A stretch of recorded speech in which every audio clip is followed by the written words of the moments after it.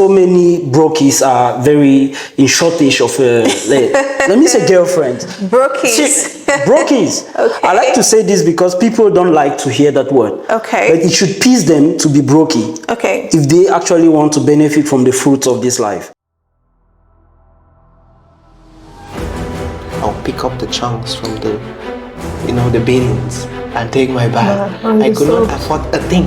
There was a day I got stuck in Dubai. I did not have transport fare. Oh my God. I slept in Union. You slept in Union. So without wasting time, I opened my boxes because I told you I came just with few pieces of dresses and I start selling. I passed through a lot of difficult times emotionally. It had to come to a time I wanted to commit suicide. Right? Yeah. So I actually sent 3 million CFA francs. Yes. And they made me a 1-month visa. I applied a lot. If you know what 8 months looks like. I've been for 17 months, my dear, without a job. Yes, right. So as we let our own light shine, we unconsciously give others the permission to do the same. Hello, ladies and gentlemen. We are back with another episode of the real life stories of immigrants with Naomi Tato. Today we are in Dubai with this amazing young man. Gentleman, how are you doing today? I'm good, thank you very much. Okay, I see you're all packed up with good jewelries, with the glasses and a face cap. Today is going to be it, okay? Today is going to be lit. Okay, before I start, let me thank you, right? Because you took out your time off your busy schedule to be here to support me in my drive, trying to inspire people through the experiences others have been through. Yeah, so thank you so much for your time. Well, Naomi, I first of all want to congratulate you. Okay. Because what you're doing is a very good initiative. Okay. Should I say it's even a great one? Okay. Not so many people believe in the impact that social media have today. And what you're doing is actually very amazing. When I watched some videos on your channel, I was really moved and I said, okay, this is really something good. Let me drop my voice here. Okay. Because by the way, I have been in the social media. I've managed so many pages, by the way. Okay. And I'm still doing so. Okay. So I just said, let me pay a visit to you and thank God I'm here, by the way. All right, thank you. To make my viewers understand who is actually seated here today, so we want you to give a brief introduction. You have to tell your name, where you're coming from, how long you've been here, and what you do for a living. Well, should I give you my good name or my social media names? No, give your good names. We need your good names, and then you can put AKA Mr. This. Well, basically, I'm called Afese Boris. Okay. And on social media, people know me as Mr. Ego. Okay. That's how people call me, by the way, for a very long time now, about 8 years. Okay. And I've been in the UAE for closely 1 year, 6 months. Oh, okay. You're a fresher then. No. Somebody told me once you're more than a year in Dubai, You're not a fresher. All right. Okay, with a brief introduction you've given me, can you describe yourself or can you describe Mr. Boris in 3 words? Man of personality. Okay. Self-reliant. Okay. And successful. Okay, great. So let's get to what prompted you to leave your home country and why you chose the United Arab Emirates. First, I came here for safety. Okay. Yes, that's right. That's right. I came here for safety. Okay. Because I almost died in Cameroon. Okay. People actually tried to kill me. Okay. For who I was. Okay. I believe so. And I guess it is the devil's work to just try to off the light of his children. Okay. Of God's children. Okay. Right. So I came to the UAE because I first rushed for safety, and then while I'm here, I need to make a living. So I had to endeavor for different views and meet up with different people and make my way through. And I believe everything is fine by now. Okay, so if you had to leave your country for safety reasons, why United Arab Emirates? Well, I have a very good view over the social media and the whole world. Okay. So when I try to analyze my life in different countries, I could only be safe here. Okay. And another reason basically was that my family was here. I had my brother and my sister here, so it was just very obvious that I would just come here and things will be better. All right. Yeah. Okay, perfect.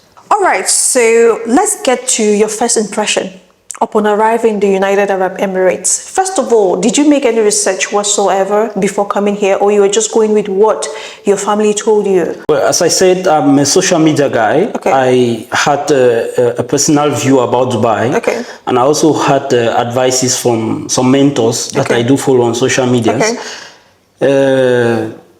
When I came here, it wasn't a big surprise because actually I knew where I was going. Okay. And by the way, everything was just so clear and just so perfect. Okay. Though I was surprised about some things, but it's just normal. Oh, okay. All right. So what was the first impression? Let's talk about the weather condition. I came in here, I think around September. Okay. It was very hot. Okay. I had a coat because I like dressing in suits. Okay. I had to remove it, by the way. It was very hot. And it didn't surprise me, by the way, because people told me it's very hot in Dubai. It's the desert. So I was really expecting to see how intense it is. And I really saw it. So, oh, okay. So let's get to the first impression on the accommodation. That's where I was surprised. Okay. Yeah. Because basically when you talk with people that are here, they won't show you that face of Dubai most of the times. Though I was talking with my families, they would show me some images of where they are living. Okay. But you can't see everything over the phone or the camera. It's just a small screen. Definitely. So you think, yeah, she's living in a room. It's basically, yeah, something. You always see her on her bed, by the way. It's in the evening when she comes back from work. Well, So you think she's really fine, or maybe she's doing a video in the kitchen. Okay. It's good. Actually, I came and I met my sister directly, and she was living in a partition. It was way very small than what I thought. Okay. Yeah. All right. Okay, so let's go down memory lanes, right? So who was Mr. Eagle or Mr. Boris in their home country? So you just give me a summary of your life before you left to come to the UAE. Basically, I like to describe myself as a salesman because I've been selling since I was a child. Okay. My mother inspired us with this. Okay. She used to sell in the market, and she would take us along. So everybody in my house, by the way, is a salesperson. Yes.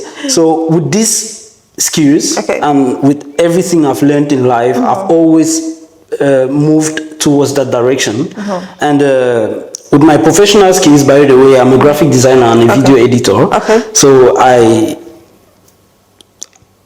had to do into it. I worked with several companies in Cameroon. And by the way, it's in the domain that people wanted to kill me. So, yeah. All right. So that's what you were doing. You were a videographer and a graphic designer. Yeah, graphic design. Oh, okay. All right. So let's shift to the aspect or the topic of love in Dubai, because you're a social media person. So when you go on the social media, especially TikTok, small groups of life, videos of people talking about where they can get love, how love has treated them in Dubai.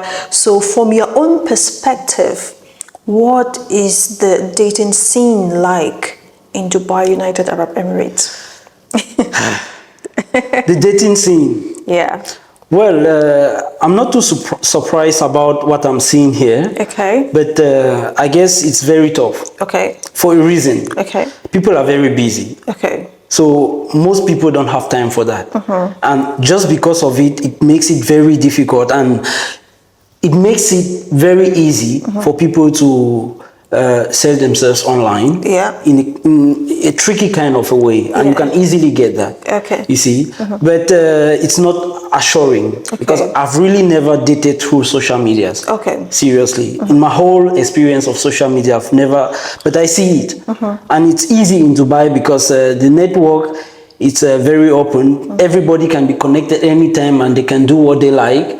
So anybody can contact them at any time and they will just have to respond to the call. So I think it's easy on social media, but on the ground it's very difficult because you don't even meet people. Okay. Yeah. Okay. So when you go on TikTok or social media space, you hear people will be giving others advice on, oh, this is where you can go to get love. This is where you can get, they have a phrase now. It said high quality men. So they'll tell you, okay, go here, you find high quality men. So in your own perspective, where do you think one can find quality love in Dubai? Not on social media, of course. Okay. I believe so. If I was well, let me speak in the perspective of a man. Okay. As a man, the only way for you to get a quality love is to make yourself qualified. Yes. Right? You need to upgrade yourself. Be that high value man. Okay. That will be chosen Okay. by the lady that will approach you. Because basically, I believe that ladies approach men. Okay. Mostly high value men. Oh, okay. That's why so many brokies are very in shortage of let me say girlfriends. Brokies. Brokies. Okay. I like to say this because people don't like to hear that word. Okay. But it should please them to be brokey. Okay. If they actually want to benefit from the fruits of this life. Okay. Yeah. But for ladies, it's even way easier on social media than on the ground, but they don't just know how to play it. Okay. I could give them advice about that, Okay. but I don't really think that's my call here for today. No, just give us. I'm single, yeah? Really? So, yeah, I'm single. Come on, man. I am. Don't tell me that. I am single, so. I'm a fisherman. Yeah, But anyways, so you tell me, give me an advice on where you think love is possible and quality love is in this city. quality love is found in quality areas. Okay. You just need to know where it, and we are in Dubai, we are in the UAE. Okay. Any restaurant you move in, Okay. any place you just find yourself in, Okay. position yourself in a way a man will understand. Okay. This lady, well, probably she's alone. If you're seated in a restaurant, for example, or in a cafe, and you're taking your coffee, Okay. a man like me, Okay. or any other man, Okay. will understand that you are not there for a rendezvous, or you're not waiting for somebody. He will easily know that. Okay. And ladies know how to do it. Okay. So he will Some ladies, not all. well, most of them, I see them everywhere, seriously. Some, not all. Well, if you position yourself that way, Okay. somebody like me, I will approach you. Okay. And what I want to do is that I want to pay for your coffee. Okay. From then, you can analyze me and determine my character or my personality and know if you can go with me or not. Oh, okay. Because the conversation will be determined from your responses, by the way. If Okay. you want me to sit with you, if you want to take the conversation along, Okay. if in the first look you don't like me, I won't talk to you, because we know the law of the UAE. Yeah. Before I came here, somebody told me, in the UAE, you're not allowed to talk to ladies. Okay. But when I came, I was surprised it's not the case. Yeah, okay. Everybody talks to everybody. Yeah. You just need to know how to position yourself. Okay. Especially as a man moving towards a lady, Okay. right? It even becomes way more worse when you have to encounter with the Emiratis or let's say Muslims, right? Okay. Yeah. But let's say Europeans and all of these other whites, Okay. because I want to consider myself a brown, Okay. you need to go in a different way. Okay. Right. So you want to tell me that I need to go out, go to the top resto, sit alone, sip my wine, you my just coffee. position yourself. Okay. You just need to position yourself in a Okay. way a man will understand. I can approach this lady. Okay. And I can talk to her. I can buy her coffee. I can, just have a conversation. When you talk about positioning, is it about the body language or it's about the way you look or what? Yes. First, you don't need to wear any bangles on your hand. Okay. Because we will easily understand you're not married. Okay. So many ladies think wearing jewelries and putting bangles on their hand is just for fashion. We understand that people that put it on are either taken or it's very difficult to identify, by the way, if she's actually taken or not. Okay. If it is an engagement ring or whatsoever, you don't need that. Okay. Especially if you are really in search of a man. Okay. Right? You don't need to be busy with, let's say, a man seated beside you in the name of your brother or friend, because you just want to feel secured and you want to be with a man. Okay. No man will approach you. He won't definitely define him as your brother at that moment. He will just know, okay, you're with him, and it will be probably it's a couple. Yeah. All right. Approximately 18 months in Dubai. Do you love it here? I mean, living in Dubai. I would live in Dubai for the longest time. Okay. Yes, I believe, because Dubai is a very good place. Okay. Let me say the United Arab Emirates. Yeah. It's a good place. First, because of the safety. Medical wise, perfect. Though I don't take medications. Okay. But yeah, seriously, I don't take drugs. I don't take any medications. I drink natural herbs when I'm feeling bad. Yeah. All right. But from the reports of people and the treatments they've got, I believe if I had this accident and came directly to Dubai, I will have a better treatment. But unfortunately, I have a very bad result about it. I won't say anything. Right? So I'll live for a very long time in Dubai with no issues. All right. So let's get to your personal experiences in Dubai. Let's talk about when you landed. Okay. Your experiences, like the living condition, the housing, the job hunts, the employments, the visa change. So let's start with the living condition and the housing. When you first landed, where you went to, you said your sister was in a petition. So tell me, how was it like? I was very uncomfortable. Okay. Very, very uncomfortable because I left my homeland and I was living in a very good place, in a studio. What we call studio, say, is very different from there. Yeah. So I was living in a studio, and a very good one, well furnished. I did all the furnishing because I also have some experience in interior design. Okay. So when I came here, and where my sister introduced me to where I would sleep, I would not lie in cameras. I had to sleep on bunk bed. Okay. I had to. And when I saw the bill that I had to pay just to sleep in that small coffin, that's a duplex for me in Cameroon. Seriously, because I was paying literally half of that, living in a very good space, having good natural food, and coming here to live in that place, I was very uncomfortable, but it was fine for me.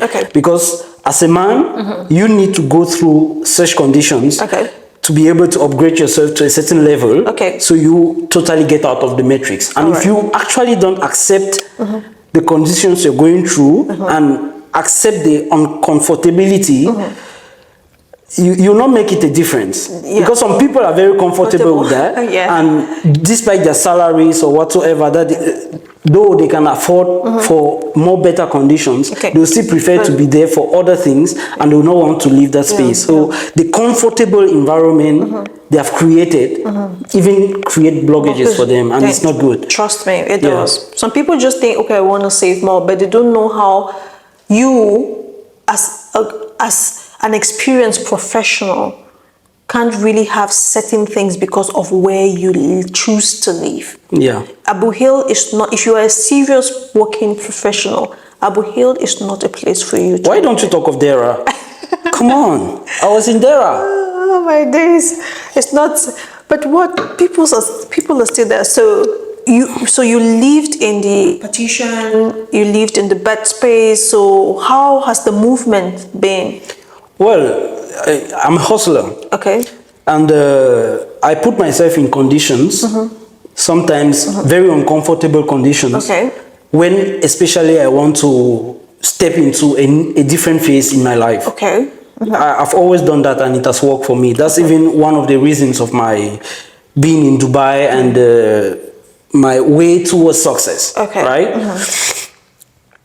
The bunk beds were just an experience for me. I actually accepted it for that moment to know how it is and to know how to get out of it and to fish for more better things, right? So the experience there, I will not blame anybody for that. I'll blame myself. I take all the responsibilities because I'm self-reliant. But moving from that space, by the way, I still miss it. Because there are experiences there that I won't get back. Yeah, I said one time in my video that sometimes I live alone now in an apartment and I just want to quarrel with someone. I just want to drag. Because sometimes that communal life, it has a role it plays to your sanity. Exactly. Of which, when you're living alone, the place is just too quiet that you just need someone to interact with, and you don't find it. Well, loneliness sometimes is good, but it just defines. You define it the way you want, and the goal you want to achieve from the loneliness. Because I'm really very somebody. I sometimes want to be in my cave. I don't want to meet anybody. I just want to do my own things and show the results later. Yeah. So what do you miss about that communal space? Well, I miss the lifestyle, the community living, the interactions, the quarrel. Sometimes it's important, but I don't need so much distraction for the moment because I'm heading towards something very big. All right, so let's go to the job hunt. How many months visa did you come with? Let me be sincere with you. My journey to Dubai was well planned. Okay. I don't want to seem like somebody that had the gold spoon and was living very lavish, and it was just so easy, because people need to know the hard parts. Yeah.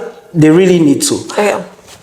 I planned my journey in Dubai since from Cameroon. Okay. Everything I did, all the trainings, all the graphic design, all my professional life in Cameroon was based on the fact that it should train me. When I'll go somewhere else, maybe like Dubai, I should be able to, let's say, supersede the experience there. So I planned my way to Dubai. I came before coming in. I wanted a 2 years visa. I didn't want to be stressed about visa change, because they told me about that. But my sister and my brother advised me, no, you won't have to spend all that money. Come with the 2 months. You can easily get a job with your profession, things like that. I said, okay, fine. Let me save the money. When I get there, I'll see how things are. Then let's see about it. So when I came in with a 2 months visa. The 2 months I couldn't get the job in my profession. I even didn't want to work for somebody, because actually it was already in my mind, I don't want to work for somebody anymore.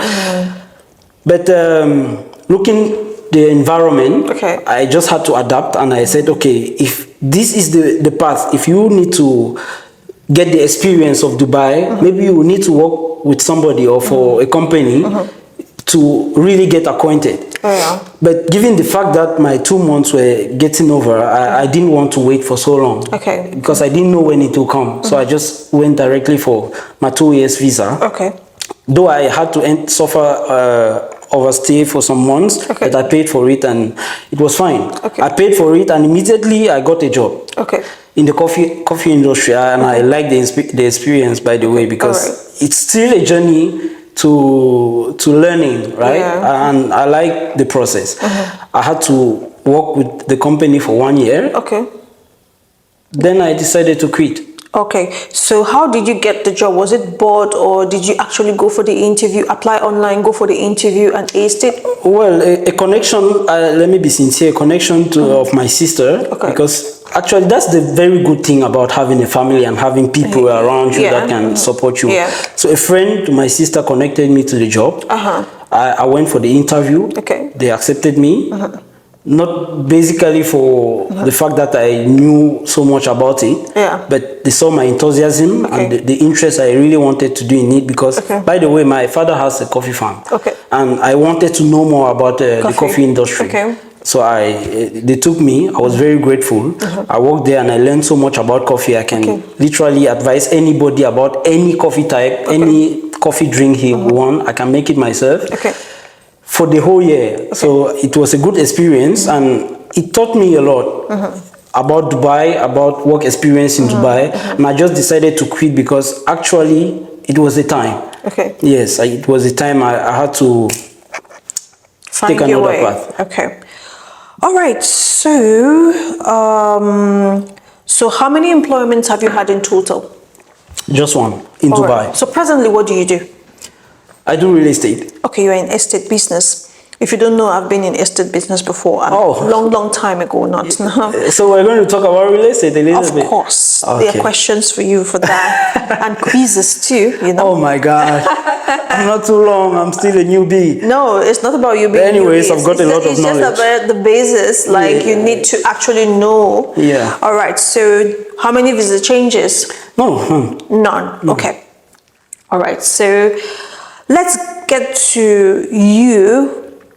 Describe describe your profession, what you do right now, how you got there, and because someone could be watching and probably they are somewhere now and they want to get into estate business, right?